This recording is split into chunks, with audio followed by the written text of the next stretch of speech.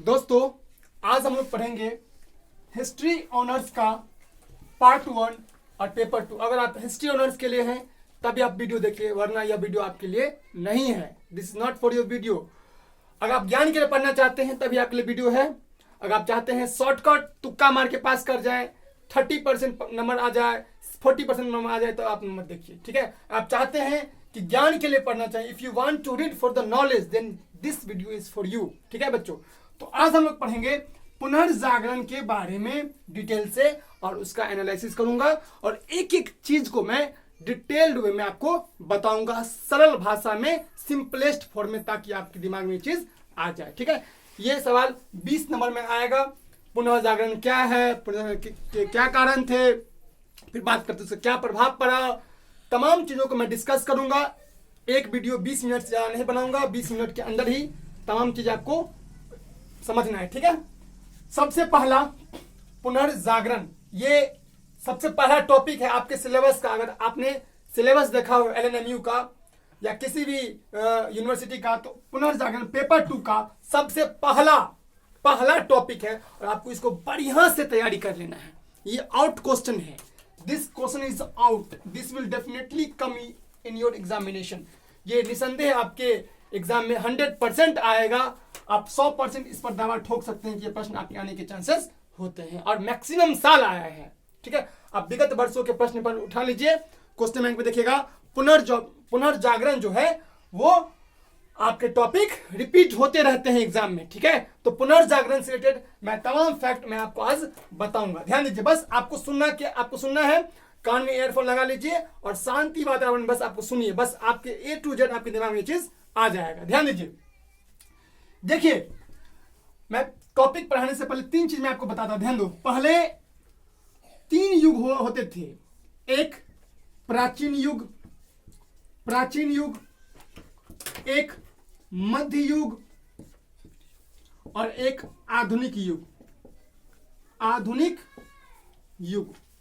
मैं समझा थोड़ा, मैं इसके पीछे आपको बेसिक चीज बता दें। ध्यान दीजिए, प्राचीन युग जो था जिसे अंग्रेजी में एंशिएंट एरा कहते हैं। एरा मतलब होता है युग, एंशिएंट मतलब प्राचीन, यानी एंशिएंट एंशिएंट का मतलब होता है which is something very old, जो बहुत पुराना हो, और एरा का मतलब होता है युग, तो एंशिएंट एरा। फिर बात करते हैं मिडिएवल एज। ठीक है, फिर संकेत तीसरा जो है वो है मॉडर्न एज या मॉडर्न एरा। तो 3 मुख्य रूप से हिस्ट्री को बांटा गया है। तो अभी ये जो पुनर्जागरण टॉपिक है वो वर्ल्ड हिस्ट्री का पार्ट है, ये इंडियन हिस्ट्री का पार्ट नहीं है। This is the part of world history, या विश्व इतिहास का हिस्सा है जो आपके सिलेबस में दिया है, आपको उसको पढ़ने हैं। ध्यान दीजिए, तो हुआ क्या, ध्यान समझिए। ये युग जो है मध्य युग सबसे डेंजरस युग है, सबसे खतरनाक युग है। अब बोलेंगे सर इसमें क्या खूबी है, इसको डेंजरस, इसको डार्क एज कहा है। हिस्टोरियन ने मध्य युग को क्या कहा गया है, डार्क एज। डार्क मतलब होता है अंधेरा वाला युग, अंधेरा मतलब होता है बिल्कुल अंधेरा, डार्क एज कहा गया है। क्योंकि इसके पीछे रीजन है, मैं भी बताऊंगा कुछ देर बाद कि आप समझ भी जाएंगे इसे डार्क एज क्यों कहा जाता है। ठीक है, उसके बाद आया था पुनर्जागरण। जब तक आप डार्क एज को नहीं समझ पाएंगे, अंधेरा वाला युग नहीं समझ पाएंगे, तब तक आप नहीं समझ पाओगे पुनर्जागरण। पहले तो आप इसको समझिए, उसके बाद आप समझिएगा पुनर्जागरण को। ठीक है, क्योंकि अगर ये नहीं पता चलेगा तो पुनर्जागरण आप समझ ही नहीं पाएंगे, पुनर्जागरण समझ ही नहीं पाएंगे। इसलिए आपको पहले first of all you have to understand this, what is this dark age. और डार्क एज कहते हैं, मध्य युग को कहते हैं डार्क एज। अब प्रश्न उठता है क्यों कहते हैं। देखिए बच्चों, डार्क एज इसलिए कहा जाता है क्योंकि इस एज में सबसे ज्यादा सुपरस्टिशंस थी, सबसे ज्यादा अंधविश्वास था। इस एज में सबसे ज्यादा अंधविश्वास था, लोगों के साथ बहुत ज्यादा चीटिंग होता था, लोगों के साथ बहुत ज्यादा बेईमानी होता था, लोगों के साथ बहुत ज्यादा एक तरह का ऐसे करके पैसा ऐंठा जाता था कि उनका मतलब सत्यानाश कर दिया जाता था। देखिए इस एज में होता क्या था, जो पोप लोग होते थे, पोप आपको पता होगा अगर नहीं पता हो तो मैं बता दूं, देखो पोप, पीओपी, पोप जो होते हैं बच्चों, वो जैसे हमारे यहाँ मंदिर होते हैं तो मंदिर के पुजारी होते हैं, ठीक है। मुस्लिम धर्म में, इस्लाम में जो मौलाना होते हैं, दाढ़ी बनाए हुए होते हैं, तो वो उसके धर्म गुरु होते हैं। उसी प्रकार जो रोमन एम्पायर है, रोमन एम्पायर यानी कि कैथोलिक, जैसे अंग्रेज के जो हमारे चर्च होते हैं, चर्च जानते हो आप लोग, इस तरह से ये चर्च होता है, इस तरह से आपने देखा होगा, इस तरह से ये होता है यहाँ पर, ये चर्च में क्रॉस का चिन्ह होता है, वहां पर जाकर मंदिर में लोग वहां प्रे करते हैं, और उसके जो हेड होते हैं वो होते हैं पोप, वो होते हैं पोप। ध्यान दीजिए, मैं रिपीट करता हूं, पहले पोप समझ लो होता क्या है। पोप होता है जो चर्च में, गिरजाघर में जो हेड होते हैं उसे कहते हैं पोप, ठीक है बच्चों, क्लियर हो गया। जैसे हमारे यहाँ पंडित होते हैं, पुजारी होते हैं, जिसे प्रिस्ट कहते हैं अंग्रेजी में, PRIEST, प्रिस्ट मीन्स पुजारी। और जो इस्लाम धर्म में मौलाना होते हैं, जो फतवा जारी करते हैं, वो जो नियम कानून जारी करते हैं, वो होते हैं। तो देखिए ये पोप जो थे ना, ये बहुत ज्यादा पाखंडी थे, हिपोक्रेसी इनमें कूट कूट के भरा था, पाखंड का चरम सीमा पर ये थे। अब पाखंडी क्यों थे? ये ना खुद को भगवान का अवतार मानते थे, ये कहते थे भगवान का अंश हूं मैं, मुझे भगवान ने भेजा है और मैं सर्वोपरि हूं, मुझे कोई हरा नहीं सकता, और मैं ही गॉड का हिस्सा हूं, मैं जो कहता हूं वही कानून है, उसी को तुम फॉलो करो। मैं देवता ने मुझे प्रतिनिधित्व करने के लिए रिप्रेजेंटेटिव के रूप में मुझे तुम्हारे पास भेजा है। लोगों को सताते थे, लोगों को इनका इतना ज्यादा अंधविश्वास था उस जमाने में, कहा जाता है कि लोगों को जैसे स्वर्ग भेजना है अपने मम्मी पापा, किसी का डेथ कर गया माँ बाप, तो जैसे हमारे यहाँ जैसे क्या कहते हैं ना, जैसे गरुड़ पुराण होता है, तो उसमें कहा जाता है कि जो आदमी पाप करते हैं उनको बेतरनी नदी पार करना पड़ता है। अगर आप गाय को दान करेंगे तो गाय पुछड़ी पकड़ के वो बेतरनी नदी आपको पार करा देगी, ठीक है, इतना ज्यादा विश्वास। तो उस जमाने में ध्यान दीजिए, तो उस जमाने में भी जो पोप होते थे वो कहते थे कि मैं भगवान का रिप्रेजेंटेटिव हूं, भगवान ने मुझे भेजा है, मैं भगवान का, मुझ में अंश है, और भगवान समझो मैं ही भगवान हूं, ऐसे कहते थे। और तुम्हें मोक्ष लेना है तो बहुत भारी भारी डॉलर यूरो ले लेकर, और सिर्फ हाथ रखते थे चलो उस आदमी पर, बोले चलो तुम्हारे पापा जी चले गए स्वर्ग, मतलब किसी का अगर पापा मर गया तो बोलते पैसा देकर स्वर्ग भेजा जाता था, नाटक था, समझे, कि लोग मतलब इतना पाखंडता का इतना सीमा था भरा हुआ कि लोग बस पोप बोल दिए कि तुम्हारे पापा को मैंने स्वर्ग भेज दिया, चलो तुम पैसा जमा कर दो, और लोग इस बात को मान लेते थे। ऐसा बिल्कुल सत्य नहीं था, बिल्कुल गलत बात था, लोग उनके बात में इतना यकीन करते थे, अंधविश्वास का लेवल इतना हाई था, नहीं समझे बात। देखिए कोई आदमी मर गया तो उस जमाने में जो कैथोलिक होते हैं, जो चर्च के लोग, मतलब क्या कहते हैं, जो रोमन साम्राज्य के लोग होते हैं, उनमें भी मानता है कि मेरे पापा, मेरे मम्मी भी जाए हेवन। कहा जाए? हेवन मतलब होता है स्वर्ग, और एक होता है हेल मतलब होता है नर्क, ठीक है, जो बहुत खराब होता है। ध्यान दीजिए, तो कहा जाता है कि ये पोप को भारी भरकम रुपया देते थे, समझे, पैसा, भयंकर पैसा देते थे, सिर्फ एक बात के लिए कि मेरे पापा को, मेरे माँ को, मेरे परिजन को, मेरे रिलेटिव्स को आप बस स्वर्ग पहुंचा दीजिए।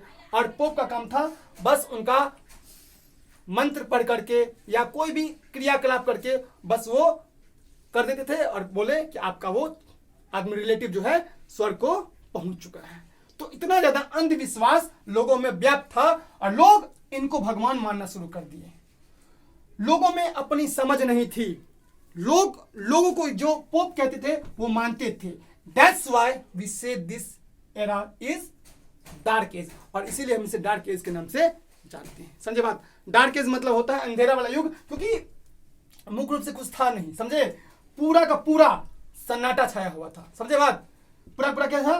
पूरा खत्म था, लोग अंधविश्वास में जकड़े हुए थे, लोगों की अपनी सोच समझ बुद्धि खत्म हो चुकी थी, बर्बाद हो चुकी थी। लोग सच और गलत में फर्क नहीं कर पाते थे, लोगों को जो समझाया जाता था वही समझते थे। लोगों को जो समझाया वही समझे, अपने तरफ से दिमाग अप्लाई नहीं करते थे। उनको दिमाग लगाना चाहिए, क्या यह पोप, क्या यह किसी इंसान को सेकेंडों में स्वर्ग भेज सकता है? उस पर क्वेश्चन वाचक लगाना चाहिए, व्हाट लगाना चाहिए, खुद दिमाग एनालाइज करना चाहिए, थिंकिंग करना चाहिए, रीजन करना चाहिए। उनका कॉग्निटिव लेवल कहाँ था? संज्ञानात्मक लेवल बिल्कुल शून्य था। उनको विचार करने की क्षमता थी ही नहीं, कैपेसिटी थी ही नहीं, उनमें एबिलिटी, योग्यता थी ही नहीं। बस जो पोप ने कह दिया वो सही हुआ, समझे? और ये कहते थे मुझे कोई हरा नहीं सकता है, no one can defeat me, no one can defeat me, मुझे कोई हरा नहीं सकता। कौन कहते थे? पोप। और साधारण इंसान इसको मान लेता था कि यही भगवान का रिप्रेजेंटेटिव है, प्रतिनिधित्व करने आया है, भगवान ने सच में इसको भेजा है। लोग उसको मानते थे, समझे बात? ये कितने दिनों तक चला ऐसा सिस्टम? बताओ, क्या पता है तुम लोग को? ये सिस्टम मध्ययुग कितने से कितने सालों तक चला था? नहीं पता? देखिए ध्यान दीजिए। ये जो मध्ययुग है, जो ऐसा सिस्टम, अंधकार वाला सिस्टम, धोखेबाज वाला सिस्टम, एक बेईमानी वाला सिस्टम जो था, एक जहां पे लोगों की समझ विकसित नहीं थी, लोग मान लेते थे, जो पोप कहते थे वो मान लेते थे। पादरी जो कहा, पोप को अच्छा हिंदी में कहते हैं पादरी, क्या कहते हैं? पादरी, ठीक है? ध्यान दीजिए, तो ये जो कह दिया वही पत्थर का नींव हो गया। इसके अलावा जो भी बोला सब गलत। ध्यान दीजिए, ये एज जो था वो 3 सेंचुरी टू 13th सेंचुरी तक चला था। 3री शताब्दी से लेकर 13वीं शताब्दी तक ऐसा सिस्टम व्याप्त था। यानी कि आप समझ लो 300 ईस्वी से लेकर 1300 ईस्वी तक, या 1350 तक, या 14वीं शताब्दी तक। कई इतिहासकार इसको 14वीं शताब्दी तक भी मानते हैं। देखो यहां पर थोड़ा सा संख्या का हेरफेर हो सकता है। कई बुक्स में, मैंने बहुत सारे बुक्स पढ़ा, रिसर्च किया, तो कई सारे बुक इसको 1400 तक मान लेता है, कई सारे इतिहासकार, और कई सारे इतिहासकार इसको 300 से 1300 या 300 से 1400 तक मानते हैं। ठीक है, ये एज जो है वो कहलाता है डार्क एज। क्या कहलाता है? डार्क एज, अंधेरा वाला एज, चूंकि लोगों को अंधेरा में रखना शुरू किया गया। ध्यान दीजिए, ये डार्क एज जो था, ये डार्क एज मध्य एज को ही कहते हैं, मध्य युग को ही डार्क एज कहते हैं। ऑब्जेक्टिव में पूछा जा सकता है, या आप पेपर में लिखना कि मध्य युग जो था, मध्य युग को ही क्या कहते हैं? बोलो, डार्क एज। ये डार्क एज ना मध्य युग ही होता है, मध्य युग, मध्य युग। और इसके बाद शुरू हुआ पुनर्जागरण का सिस्टम। देखिए, इतना सारा घटना हुआ, इतना सारा नाटक शुरू में हुआ कि लोगों को कैसे भी करके अंधविश्वास के जाल में फंसा लिया जाता था। जो बोला वही सच है, अपना दिमाग, अपना लॉजिक, अपना तमाम चीजें अप्लाई नहीं लोग करते थे, अपना संज्ञानात्मक लेवल उनका बिल्कुल शून्य हो चुका था। ये 3 से लेकर 1300 से तक 1400 तक ये एज जो है वो डार्क एज है, और ये मध्य युग का पार्ट है। मध्य युग का पार्ट, इस बात को दिमाग में सेट कर लेना आप लोग, मध्य युग का पार्ट है, डार्क एज कहते हैं। देखिए, इसके बाद जो एज आया ना, आफ्टर द 13th और 14th सेंचुरी, 14वीं शताब्दी से शुरू हुआ, 14वीं शताब्दी से शुरू हुआ बच्चों पुनर्जागरण का एज। देखिए, ध्यान दीजिए, 14वीं शताब्दी से 17वीं शताब्दी तक, 17वीं शताब्दी तक, ध्यान दीजिए, 14th century to 17th century, और कई सारे बुक में 14वीं सेंचुरी से 1600 तक माना गया है। तो इसके लिए आपको कोई ये नहीं सोचना है कि 1400 से 1600 भी सही है और 1400 से 1700 भी सही है। ये जो एज है ना, ये एज कहलाता है पुनर्जागरण का काल। 200 से 300 सालों तक ही चला था पुनर्जागरण। कोई रातों रात कोई ऐसा मैजिक नहीं हो गया था कि पुनर्जागरण हो गया, समझे बात? कोई ऐसा मैजिक, देखो इन सब चीजों में टाइम लगता है, लोगों का नजरिया बदलने में टाइम लगता है। क्या जाति पाति खत्म हो गया इतना दिन में, एक दिन में खत्म हो जाता है? नहीं, समय लगता है, पुस्त के पुस्त बीत जाते हैं, तब आने वाला जनरेशन समझता है ओ जाति पाति तो रबिश चीज है, घटिया चीज है। वही बात इसमें है। अभी भी हमारे यहाँ, मैं दावे के साथ कहता हूँ, इंडिया में भी पुनर्जागरण का काम होना चाहिए। यहाँ पर लोगों में पुनर्जागरण की भावना बहुत कम है। इंग्लैंड में हो चुका है, that's why England is so developed. England अभी डेवलप क्यों है? इटली अभी डेवलप क्यों है, इंडिया अभी पीछे क्यों है? रीजन ये है कि हम लोग उठ नहीं पाए हैं अंधविश्वास से। हमारे यहाँ ब्राह्मण लोग, समाज के लोग कहते हैं कि गाय को दान कीजिए, गाय को दान करने से बेहतरीन नदी आप पार कर जाएंगे। तो कहाँ का सिस्टम है भाई? ये तो बहुत बड़ा गलत बात है ना, कि यहाँ पर भी पुनर्जागरण होना चाहिए। ये ऐसा सही सिस्टम नहीं है। लोग मान लेते हैं, लोग एकदम ब्रह्म जो पुजारी होते हैं उसको दान भर भर के एकदम लीजिए, आप ही है सर्वा जो है, आप ही है, आप मेरे बच्चों को, मेरे माता पिता को स्वर्ग पहुंचा दीजिए। सिस्टम वही है, आप देखिए तो सिस्टम वही है। हमारे यहाँ पुनर्जागरण होना चाहिए। अच्छा, अब इसके बाद क्या हुआ, ध्यान दीजिए। अब इसका ध्यान दो। तो 1400 से, मैं रिपीट करता हूं फिर से, 1400 से 1600 तक, या आप मान सकते हैं 1400 से 1700 तक, ये एज जो हुआ ना, ये पुनर्जागरण का एज हुआ। ठीक है, अब मैं इसके बारे में एक टू जेड कैसे कैसे पुनर्जागरण हुआ, क्या कारण था। ठीक है, सबसे पहले तो पुनर्जागरण का अर्थ बताता हूं। पुनर्जागरण है क्या, ध्यान दीजिए। सबसे पहले तो पुनर्जागरण है क्या, व्हाट इज पुनर्जागरण, व्हाट इज रेनेसा। रेनेसा क्या है, ध्यान दीजिए। पुनर्जागरण को अंग्रेजी में कहते हैं रेनेसा। क्या कहते हैं? रेनेसा। क्या बोलते हैं? रेनेसा। ध्यान दीजिए, ये जो पुनर्जागरण है बच्चों, ध्यान दीजिए, पुनर्जागरण जो है वो मुख्य रूप से इटली से शुरू हुआ। इटली से ही शुरू हुआ क्या, पुनर्जागरण। इसके पीछे भी लॉजिक था, रीजन था। ठीक है, अब बोले क्या लॉजिक है, ध्यान समझिए। इटली से शुरू हुआ क्योंकि देखिए, आप गौर कीजिएगा, मैं आपके लिए देखो यहां पर इटली का मैप लेके आया हूं। देखो, this is the map of Italy. Okay, ये इटली का मैप है, ऐसे करके आप देख सकते हो। ठीक है, तो ये इटली का मैप है। आई होप आपको नहीं दिख रहा होगा, फिर भी आप लोग समझिए।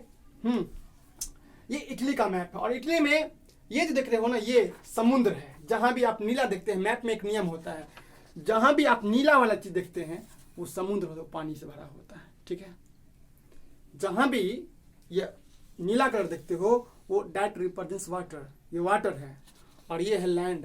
ये क्या है? लैंड। ध्यान दो। तो इटली की बात करें, ध्यान दीजिए, अगर हम इटली की बात करें तो यहां ध्यान दो, ये है मेडिटेरियन सी। मेडिटेरियन सी, ये क्या है बोलो? मेडिटेरियन सी। ध्यान दीजिए, अब ये क्या है मेडिटेरियन सी? देखो, मेडिटेरियन सी जो है वो, जिसे हिंदी में कहते हैं भूमध्य सागर। क्या कहते हैं? भूमध्य सागर। अब ये क्या है, ध्यान दीजिए। भूमध्य सागर एक ऐसा रास्ता था जिसके माध्यम से इटली से कई सारे देशों का संपर्क होता था। जैसे अगर इटली से इंडिया आना हो तो भूमध्य सागर के रास्ते, ये भूमध्य सागर है। इस तरह से ये इटली का देखो राज्य है, सिसिली है, नेपल्स है, रोम। इटली का कहाँ है? रोम। फ्लोरेंस यहाँ, यहीं से हमारे बहुत सारे ज्ञानी आदमी आए हैं। फिर बात करते हैं मिलान, वेनिस एक शहर है इटली का, वेनिस। देखो, वेनिस हुआ, फ्लोरेंस हुआ, फिर बात करते हैं नेपल्स हुआ, रोम तो इसकी राजधानी ही है, मिलान इसकी, फिर जियोना, फ्लोरेंस, नेपल्स, सिसिली एक छोटा सा देखो एक पार्ट है। ठीक है, तो इटली और सिसिली मिलता भी है, इटली और सिसिली देखो, ये तमाम पार्ट जो देख रहे हैं ना, ये इटली से कनेक्ट है। और इटली से अगर देश की बात करें, कौन कौन बॉर्डर शेयर करता है? Switzerland, Austria. देखिए, ऑस्ट्रिया अलग है, ऑस्ट्रेलिया अलग है। Australia is the team of kangaroo. Australia कंगारुओं का देश है, जो कि क्रिकेट में महारत हासिल किया हुआ, बहुत भयंकर टीम एक समय में थी, अभी भी है, अच्छा खेलती है। देखिए, तो ऑस्ट्रिया है वियना, ऑस्ट्रेलिया है कैनबरा। ध्यान दो, ऑस्ट्रिया की राजधानी वियना है और ऑस्ट्रेलिया की है कैनबरा। समझे? अगर आपसे कोई पूछ दे कि ऑस्ट्रेलिया में क्या डिफरेंस है, तो बोलना ऑस्ट्रेलिया जो है वो क्रिकेट खेलता है और ऑस्ट्रिया कोई क्रिकेट नहीं खेलता है। ऑस्ट्रिया इटली से बॉर्डर शेयर करता है और ये बिल्कुल अलग है, समझे ना। ऑस्ट्रेलिया की राजधानी कैनबरा है और ऑस्ट्रिया की राजधानी वियना है। ये इटली से बाउंड्री शेयर करता है स्विट्जरलैंड से बाउंड्री करता है जर्मनी, फिर इटली से ऑस्ट्रिया, फिर बात करते हैं अलग, फिर यहाँ बहुत सारा अलग अलग कंट्री, सर्बिया है, हंगरी है। अच्छा, हंगरी का राजधानी कहाँ है? Budapest, yes. फिर जर्मनी का दोस्तों कमेंट करके बताना है आपको where is the present time country of Germany, you have to comment, ठीक है। फ्रांस का पेरिस, स्विट्जरलैंड का बर्न, स्विट्जरलैंड का भी कैपिटल है अलग अलग। अब देखिए यहाँ पे है तुनिसिया, तुनिस, ठीक है, अल्जीरिया है, अलग अलग देश है। तो आप बोलेंगे सर ये मैप दिखाने का क्या औचित्य है? औचित्य है बच्चों, देखिए ये आप देख रहे हैं मेडिटेरियन सी, इसे हिंदी में कहते हैं भूमध्य सागर। ध्यान दो, इसे क्या कहते हैं? भूमध्य सागर। इसी भूमध्य सागर के माध्यम से इटली का व्यापार होता था, एक ट्रेड होता था, समझे बात? ट्रेड मतलब होता है व्यापार। तो व्यापार होने का मुख्य रूप से रोल जो था बच्चों वो इसी से होता था, और यहां से विभिन्न देशों के लोग यहां पहुंचते थे, और यहां पर इटली विद्वानों का केंद्र था, और इटली में कई सारे विद्वानों ने जन्म लिया था। फॉर एग्जाम्पल दांते, Leonardo da Vinci, Machiavelli, Petrarch, ये तमाम जो था वो कहां से? इटली से ही थे। मैं फिर रिपीट करता हूं, लियोनार्डो दा विंसी, पेट्रार्क, दांते और मैकियावेली, तमाम विद्वानों का जन्म इटली में हुआ है।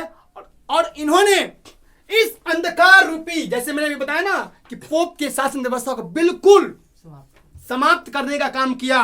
लोगों को बोला इस गलतफहमी मत रहो, इस अंधविश्वास से उठो, जागो। बच्चों ये वीडियो अभी 21 मिनट का हो चुका है, तो हम जल्द ही सेकंड पार्ट लेकर आएंगे पुनर्जागरण का। तो तब तक इसको ओके कीजिए, जितना ही बताएं ए टू जेड बात आपके दिमाग में छप जाना चाहिए, और इसका नोट बनाइए, प्रॉपर सेट कीजिए दिमाग में, ठीक है। इसको नोट बनाइए और लिखिए जो मैंने बोला, एक एक बात आपको चूंकि लिखना पड़ेगा 8-9 पेज में, तो बात पुराओगे कैसे?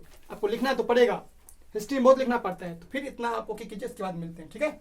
चलिए सेकंड पार्ट में।